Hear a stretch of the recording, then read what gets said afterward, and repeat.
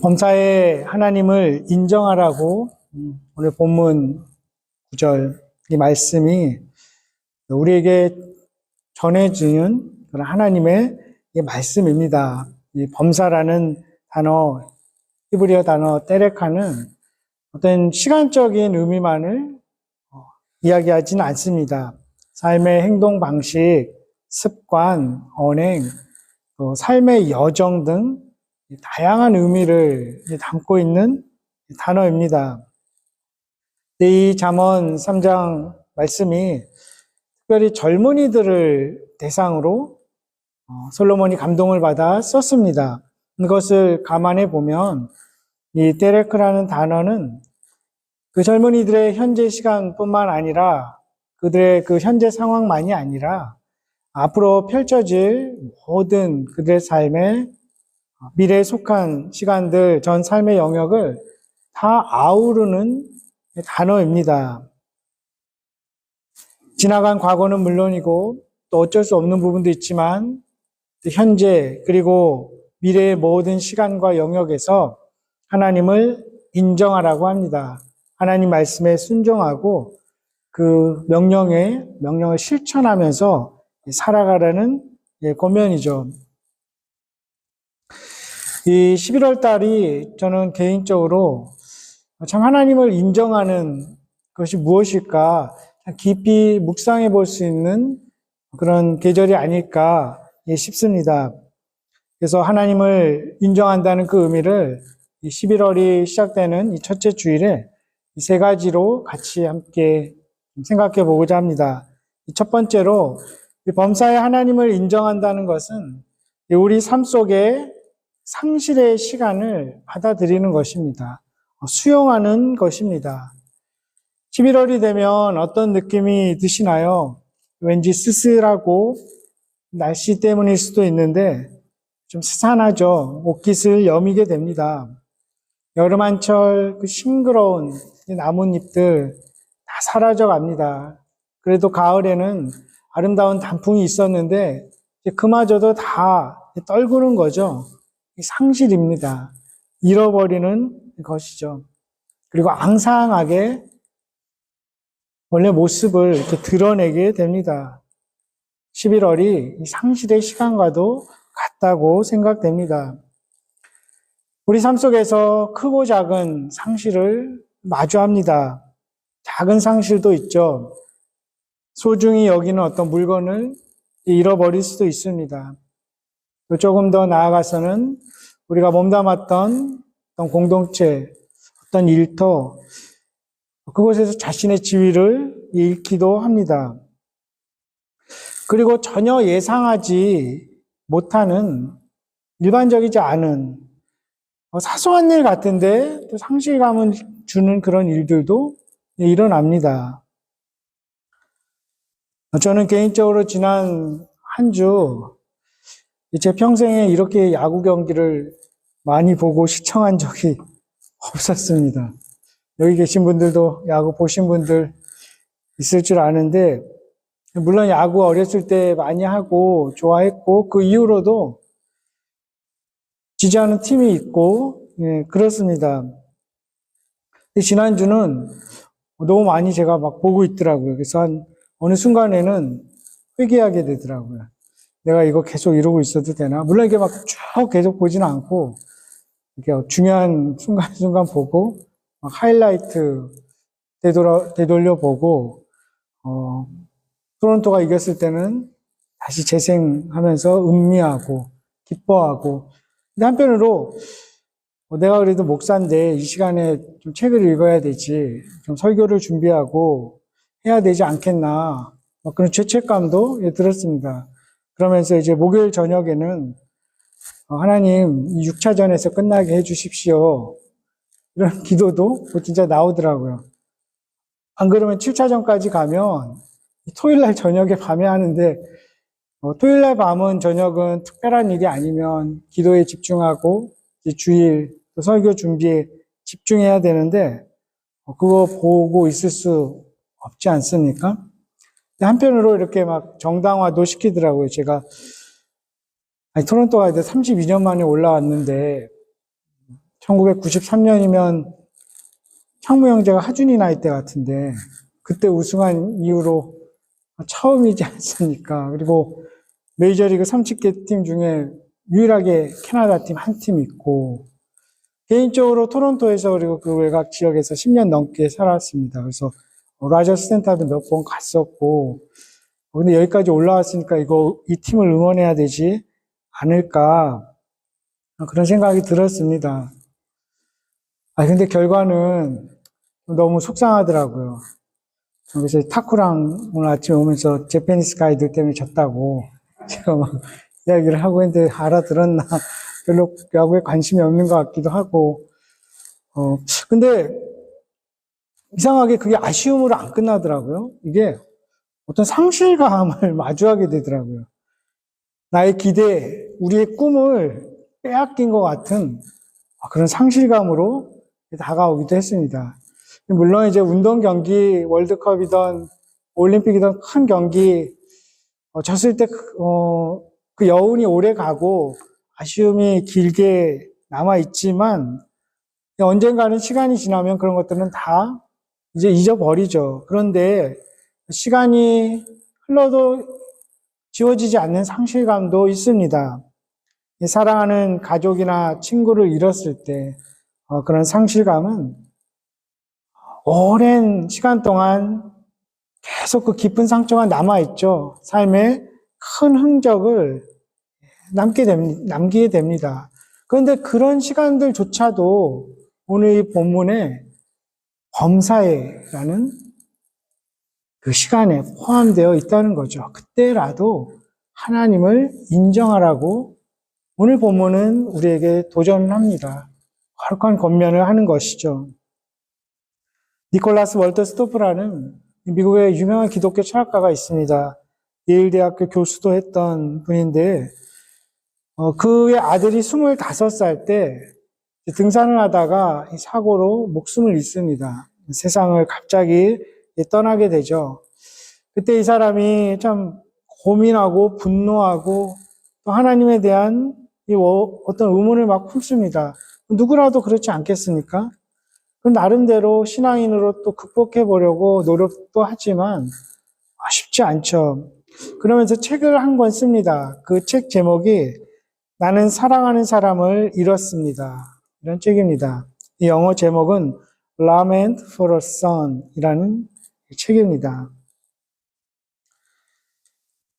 그런 상실감으로 인한 슬픔, 억누른다고 될 일도 아니고 또 아무렇지도 않게 웃고 그렇게 즐겁게 살아가리라고 다짐한다고 해서 해결될 일도 아닐 것입니다. 나는 정말 괜찮아. 아무렇지도 않아. 즐거워한다면 망상일 수 있죠. 어떤 자학적인 기만일 수도 있습니다. 그 상실감 굉장히 오래 가고 깊이 남아 있습니다. 근데 이 니콜라스 월터 스토프가 이 책을 마무리하면서 나름대로 그런 결론은 내립니다. 물론 그가 하나님이 왜 이런 비극을 나에게 허락하셨는지 하나님으로부터 아무런 답변도 설명도 얻지 못합니다. 그저 나름대로 결론을 이렇게 내립니다. 그가 이렇게 말합니다. 눈물의 프리즘을 통해서 나는 고통스러워 하시는 주님을 보았다. 하나님께서는 내 얼굴을 보고 살 자가 없음이니라 고 하셨다.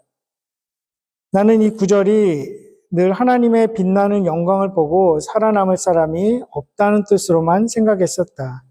그런데 어떤 친구는 그 말씀이 하나님의 슬픔을 보고 살 수 있는 이가 없다는 뜻일지도 모른다고 한다.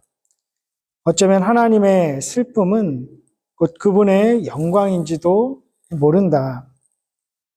하나님의 영광이 우리의 슬픔으로도 나타날 수 있다는 것이죠. 우리와 함께 슬퍼하시는 그 하나님 안에서 깊은 슬픔도 신비롭게 빛나는 영광이 될 수 있다고 여겨집니다. 그러한 상실감으로 인한 깊은 상처, 그것을 다 치료받은 후에만 온전한 삶을 살아갈 수 있는 것은 아닌 듯 합니다. 반대로 그러한 상실감을 수용하고 이 현재의 삶을 그저 믿음으로 신실하게 살아갈 때에 그 가운데서 하나님은 우리를 위한 뜻을 드러내시고 영광도 보여주시고 또 치유의 길로 인도하실 수도 있겠구나. 또한 그런 소망도 가져보는 것입니다. 하나님을 인정하는 것은 우리에게 허락하신 크고 작은 상실을 받아들이는 그러한 시간입니다. 두 번째로 범사에 하나님을 인정하는 것은 우리 자신이 불완전함을 인정하고 그것을 또한 받아들이고 그러므로 하나님께 더 가까이 나아가는 시간입니다. 우리는 실제로 완전하지 않습니다. 그 누구도 완벽할 수 없습니다. 깨지기 쉬운 그릇이죠. 그런 우리를 하나님께서 배척하지 않으시고 있는 모습 그대로 받아주십니다. 그리고 그 모습을 사용하십니다. 이 진리를 깊이 깨달은 사도 바울이 고백합니다. 고린도후서 12장 9절 10절 나에게 이르시기를 내 은혜가 내게 족하도다. 이는 내 능력이 약한 데서 온전하여짐이라 하신지라. 그러므로 도리어 크게 기뻐함으로 나의 여러 약한 것들에 대하여 자랑하리니 이는 그리스도의 능력이 내게 머물게 하려 함이라. 그러므로 내가 그리스도를 위하여 약한 것들과 능력과 궁핍과 박해와 곤고를 기뻐하노니 이는 내가 약한 그때의 강함이라. 사도 바울은 자신의 정체성을 그의 불완전한 깨어짐에서 발견하지 않고 예수 그리스도 안에서 발견했습니다. 그리고 예수 그리스도의 복음이 자신을 죄에서 깨어짐과 불완전함에서 구원하는 것임을 깊이 깨달았던 것입니다. 우리는 남은 날 동안도 완전하지 않겠죠. 결코 완벽해지지 않을 것입니다. 특별히 이 리더십에 있는 위치에 있는 사람들이라면 또 가정에서건 어떤 직장에서건 앞에 서야 하는 위치에 있는 사람들은 이렇게 착각할 수 있습니다. 우리가 완벽할 때에라야만 다른 사람들을 잘 인도할 수 있을 것이다. 우리가 그래도 완전해야 사람들이 다르지 않을까. 어떤 부분에서 맞는 면도 있겠지만 성경은 그렇지 않다는 것을 우리에게 보여줍니다. 또 사도들의 고백을 통해서 그들의 행적과 삶을 통해서 우리가 배우게 됩니다. 우리가 우리의 불완전함을 수용하고 그것을 인정하는 시간을 갖게 된다면 우리의 정체성을 좌우하는 것이 그렇게 우리가 해내는 일이 아니라 우리가 누구에게 속해 있는지, 우리가 누구의 자녀인지 그것을 분명히 아는 것이 더 중요하다는 것을, 거기에 우리의 정체성이 달려있다는 것을 우리는 깨닫게 됩니다. 전도서 3장의 시작 부분이 서로 대조되는 14개의 때로 구분해서 나눠집니다. 다 읽어드리진 않겠지만 그 안에는 서로 반대되는 것 같이 보이는 때들이 쭉 나열됩니다. 범사에 기한이 있고 천하 만사가 다 때가 있다. 날 때가 있고 죽을 때가 있다고 합니다. 심을 때가 있고 뽑을 때가 있다. 울 때가 있고 웃을 때가 있다. 돌을 던져버릴 때가 있고 돌을 거둘 때가 있다.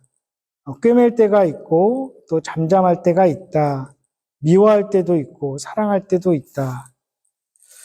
어떻게 보면 이 리스트들은 서로 반대되는 이 부정과 긍정의 나열된 것처럼 보이지만 그렇지 않을 수 있습니다.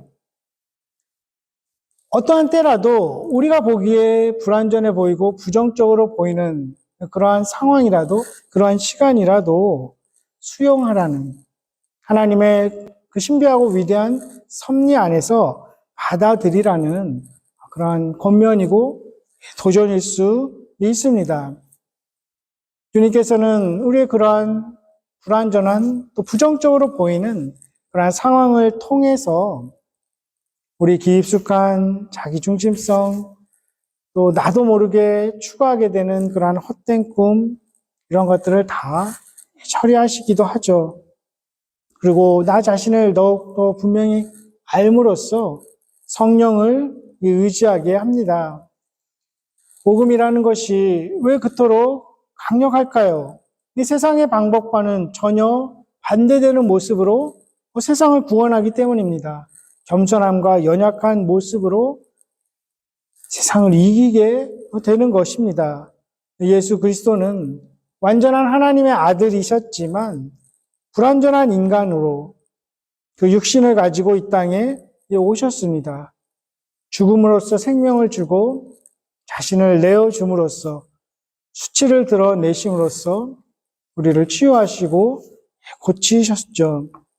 그 주님의 겸손, 그 놀랍고 신비한 사랑을 깊이 깨닫는다면 우리의 무능함을, 우리의 온전하지 못함을 주님 앞에서 뿐만 아니라 사람들 앞에서도 인정하고 또 다른 이들의 그러한 모습도 긍휼한 마음으로 받아들일 수 있을 것입니다. 그렇게 된다면 우리 부모님들의 불완전한 모습 있지 않습니까? 또 우리 자녀들의 깨어진 모습들 적어도 이해하려고 수용하려고 하는 몸부림의 시작될 수 있을 것입니다. 일본의 예술 형태 중에 와비사비라는 게 있다고 합니다. 이 예술 유형인데 불완전하고 깨진 것을 아름답게 여기는 것이라고 합니다. 혹시 아시는 분도 있을 것 같은데 그 특징이 불규칙, 투박함, 깨짐, 불균형이라고 하죠. 이 복음도 어떤 면에서는 이와 같다는 생각이 듭니다. 우리의 불규칙하고 투박한 그 깨어진 그 모습을 받아들이시고 그것을 아름답게 하시는 하나님의 능력과 사랑을 보여주시죠. 그리고 우리가 그렇게 투박하고 거칠고 또 불완전할 때 그 안에서 하나님의 강함을 드러내십니다. 그것이 복음의 능력이죠. 이사야 선지자가 말합니다. 그가 채찍에 맞음으로 예수 그리스도를 예표하면서 예언하면서 그분이 그렇게 채찍에 맞음으로 우리가 나음을 얻었다. 그 주님의 상처가 우리를 치유한다면 우리의 상처 역시 다른 누군가를 치유하고 다른 이들에게 소망을 전달하는 은혜로운 수단이 될 수 있을 것입니다. 다른 이들을 돕는 방법, 우리의 힘과 어떤 영향력, 영예이기보다는 우리의 불완전함과 깨짐을 통해서도 역사하는 그 복음의 능력일 것입니다. 때로 주님께서 우리 개인적으로 또 우리 공동체에 11월과 같은 그런 시간을 허락하시기도 하죠. 그럴 때 우리 삶에 정말 필요한 존재가, 우리 공동체에 정말 필요한 존재가 나 자신이 아니라 예수 그리스도임을 다시 상기시키는 그런 시간으로 작용합니다. 우리의 시선을 다시 복음으로 돌리게 하죠. 그리고 더 나아가서 그러한 모습일지라도 그것이 우리의 정체성을 규정하지는 않는다는 것을 우리에게 보여줍니다. 사탄은 우리에게 속삭이죠. 그래, 너는 죄인이야. 너는 불완전해. 너는 깨졌어. 반은 맞는 진실일 수 있습니다. 하지만 복음은 우리를 거기에 그냥 내버려 두지 않죠. 나머지 절반을 채웁니다. 하나님이 사랑이시다. 예수님의 구원이 충분하다. 그분으로 인해서 우리가 용서를 받았고 우리가 평화를 하나님과 누리게 되었다. 그리고 성령의 도우심으로 우리는 완전을 향해서 계속 나아간다. 예수 그리스도의 피로 마침내 우리는 완전하게 구원을 얻게 될 것이다. 이렇게 약속하는 것이 복음입니다. 불완전함을 인정하고 하나님께 복음 앞에 다시 나아가는 시간, 그것이 하나님을 인정하는 시간입니다. 세 번째로 범사에 하나님을 인정하는 시간은 나 자신을 온전하게 돌아보고 또 돌보는 시간이라고 여겨집니다. 그러한 시간이 필요하기 때문에 하나님은 가끔 우리를 광야로 인도하시죠. 황폐함이 있고 때로는 그곳에서 많은 것들과 씨름해야 하고 야곱처럼 하나님과 씨름하기도 합니다. 그러다가 야곱처럼 절뚝거리기도 하죠. 물론 우리 중에 누구도 스스로 광야를 택하는 사람은 없습니다. 광야가 우리를 택합니다. 하나님이 우리를 광야로 이끄시죠. 광야에서만 배울 수 있는 그런 교훈을 주시기 위함이죠. 광야에서만 만날 수 있는 하나님을 마주하게 하시기 위함입니다. 그 광야가 역설의 장소이기 때문입니다. 황량함, 상심, 하지만 그 안에서는 하나님만 주실 수 있는 평온과 소망이 있습니다. 또 그분의 공급하심이 있습니다. 그렇기 때문에 성경의 여러 인물들 하나님께서 광야로 이끄는 시간을 허락하셨죠. 모세가 그러했고 엘리야 역시 바알 선지자들과 싸워 이긴 후에 광야에 있었습니다. 심지어 스스로 목숨을 끊는 생각도 할 정도로 힘든 곳이었습니다. 다윗도 광야에서 10년 이상을 살았습니다. 예수님도 시험을 받으러 광야로 성령에 이끌려서 나가시지 않았습니까? 사도 바울도 13년을 아라비아 광야에서 보내야 했습니다. 그런데 그곳에서 우리가 알듯이 또 그들이 경험했듯이 그냥 어려움만 마주하는 것은 아닙니다. 난관에 봉착만 하는 것은 아닙니다. 그곳에서 하나님께서 훈련시키시고 치유하시고 구원하십니다. 광야의 경험은 반드시 우리에게 필요한 그런 영적 성장의 일부입니다. 하나님의 의도적인 목적에 따라서 우리를 세우시기 위한 과정으로 하나님은 우리를 그 시간을 허락하십니다. 그래서 광야는 그리스도인의 현 주소이다. 광야는 성화다. 이렇게 말하는 신학자도 있습니다. 그리고 그곳에서 우리는 우리 자신을 숨김없이 하나님 앞에 적나라하게 드러낼 수 있습니다. 그것을 잘 보여주는 것이 다윗의 탄식시입니다. 그 다윗의 탄식시를 보면 어떤 다른 사람들의 상황, 인종, 종교, 언어, 정책 이런 거 전혀 고려하지 않고 그저 자기의 어떤 울분을 다 토해내죠. 그것을 읽다 보면 참 투박하고 직설적이고 어떤 부분은 너무 적나라해서 충격적이기까지 합니다. 몇 가지 말씀드리면 시편 68편에 대적의 정수리를 쳐서 깨트려 주십시오. 이렇게 요청합니다. 대적들이 햇빛을 보지 못하는 사사나같이 되기를 원합니다. 시편 58편에 그럽니다. 그들이 불 가운데 빠져서 다시는 못 나오게 해 주십시오. 시편 140편. 심지어 시편 137편에는 나의 대적의 어린 아이들을 바위에 메어 치는 자가 복이 있다. 이렇게까지 노래하고 있습니다. 기도이고 이 시입니다. 이러한 시들은 우리가 상황이 좋을 때, 좋은 시간을 보낼 때는 결코 공감할 수 없는 시입니다. 하지만 광야와 같은 시간을 보내고 있을 때에는 우리가 바닥을 치는 그러한 상황일 때에는 이 시들에서 위안을 얻고 싶어지기도 하죠. 어떤 이 분노의 감정에 아무런 제약이 없습니다. 자의식도 없고 수치심도 없습니다. 그렇지만 우리의 그런 분노, 우리의 어떤 슬픔, 우리의 탄식을 있는 그대로 하나님 앞에 드러낼 수 있도록 허락하는 시간입니다. 그래서 칼빈은 이런 시편을 우리 영혼의 거울이라고 했습니다.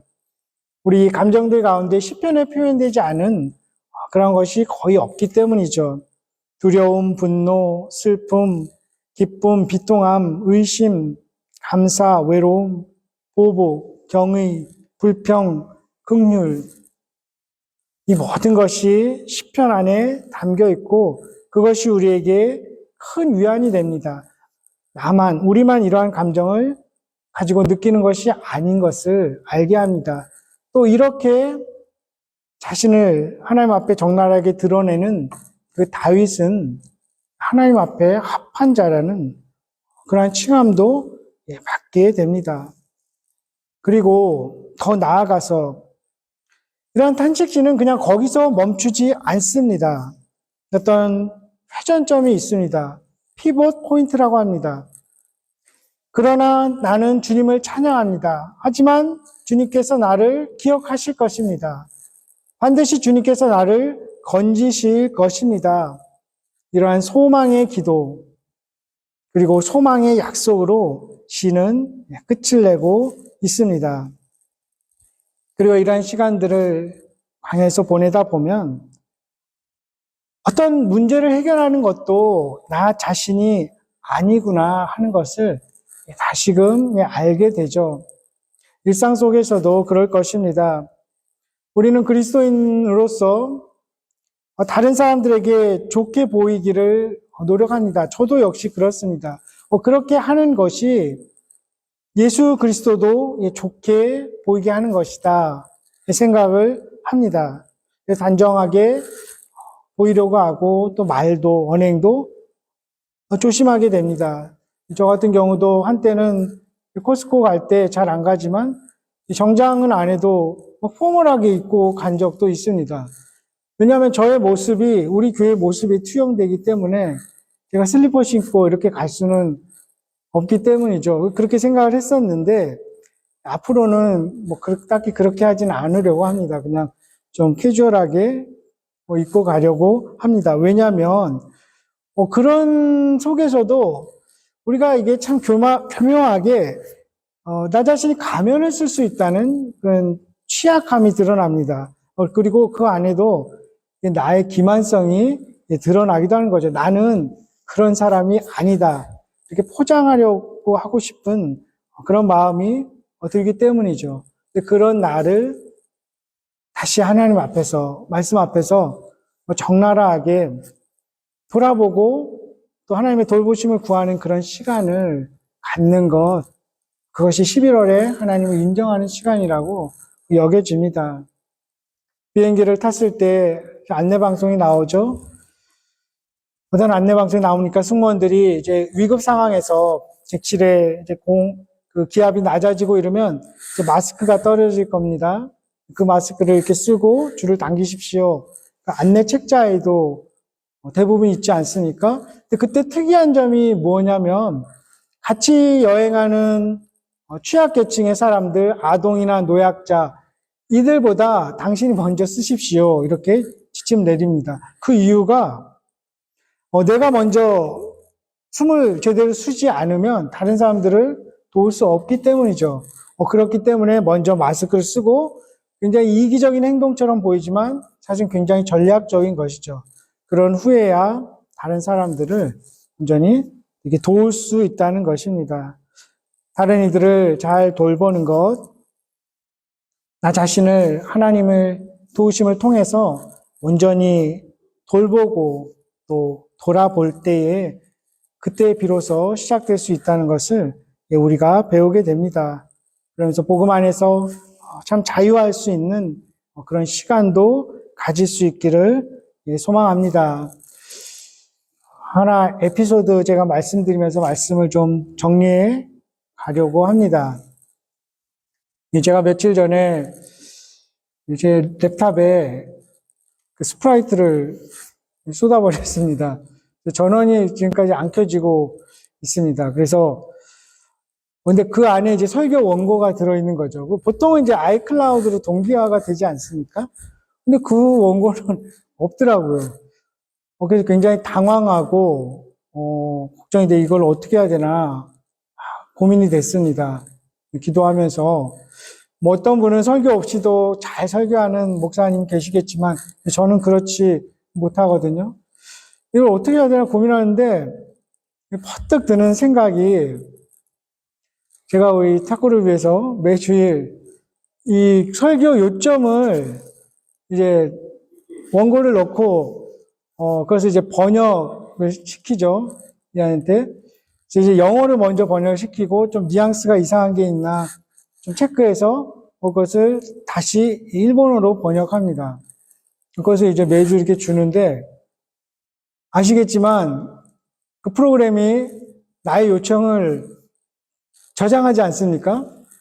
거기서 혹시나 이렇게 이제 들어가 봤더니, 그게 그대로 있는 거예요. 그래서, 그 원고를 다시 이제 뽑아가지고, 그래서 정리해서 설교를 완성할 수 있었습니다.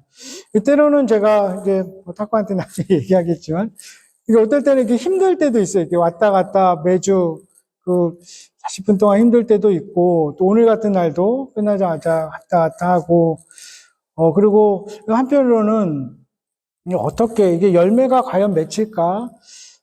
이렇게까지 해야 될까? 이게 비효율적인 건 아닐까? 막 그런 고민도 하고 했었는데, 이 일을 통해서 그런 깨달음이 은혜가 있는 거죠. 만약에 탁구가 아니었다면 내가 오늘 이 설교를 준비할 수 있었을까? 그가 있었기 때문에 그래도 설교를 완성할 수 있었던 것입니다. 우리는 살아가다 보면서 수많은 일들을 우리가 경험하지 않습니까? 근데 그 일의 결과를 우리는 한두 가지밖에 알 수 없습니다. 하지만 하나님께서는 그 일의 결과를 바로 안 나타내시더라도 그 후에, 앞으로 더 후에, 아주 먼 훗날에라도 수만 가지 방법으로 선한 결과를, 온전한 결과를 만들어내신다는 것을 제가 깊이 깨달았습니다. 하나님이 전지전능하시기 때문에 우리는 인간으로서 헤아리기 어려운 시간들, 다 이해할 수 없는 그러한 상황에 부딪혀서 우리가 내는 결과는 우리가 알 수 있는 그런 아우소싱은 몇 가지 안 되지만 하나님은 그 일을 통해서 다른 여러 방법으로 이 후에라도 반드시 선한 열매를 맺게 하실 것이라는 그런 확신을 갖게 되었습니다. 우리는 그저 신실하게 우리에게 맡겨진 일들을 하나님 앞에서, 사람들 앞에서 온전히 행하는 것, 그것이 우리에게 맡겨진 일이라는 것을 알게 되었습니다. 그렇기 때문에 우리는 어떠한 일을 당해도 낙심하지 않습니다. 하나님이 선하시기 때문입니다. 우리는 어떠한 시간과 상황 속에서도 범사에 하나님을 인정할 수 있습니다. 끝으로 성경은 우리에게 명령하면서 항상 약속을 주시죠. 이 마지막 부분 어떻게 끝납니까? 너는 범사에 하나님을 인정하라. 그리하면 너의 길을 지도하시리라. 이렇게 약속하십니다. 이 지도한다는 그 히브리어 단어도 예하세요도 다른 여러 가지 뜻을 가지고 있습니다. 장애물을 없앤다, 평탄케 하다, 번영케 하다, 굽은 것을 바로 피다, 이런 뜻이 있습니다. 즉 우리가 범사에 하나님을 인정하면 우리 인생의 남은 길을 하나님은 반드시 평탄하게 하실 것입니다. 우리 앞에 굽어 보이는 길도 다시 반듯하게 펴주실 것입니다. 이 11월에 그 약속을 붙들고 잠언 말씀을 묵상할 수 있는 시간이 될 수 있기를 소망합니다. 우리의 남은 날들이 범사의 그를 인정하는 시간, 우리 삶 가운데 크고 작은 상실을 수용하고 우리의 불완전함을 받아들이고 또 인정하고 나 자신을 돌아보고 돌보면서 하나님 앞에 더 가까이 나아갈 수 있는 그러한 계절, 그러한 시간이 될 수 있기를 주님의 이름으로 축원합니다. 기도하겠습니다.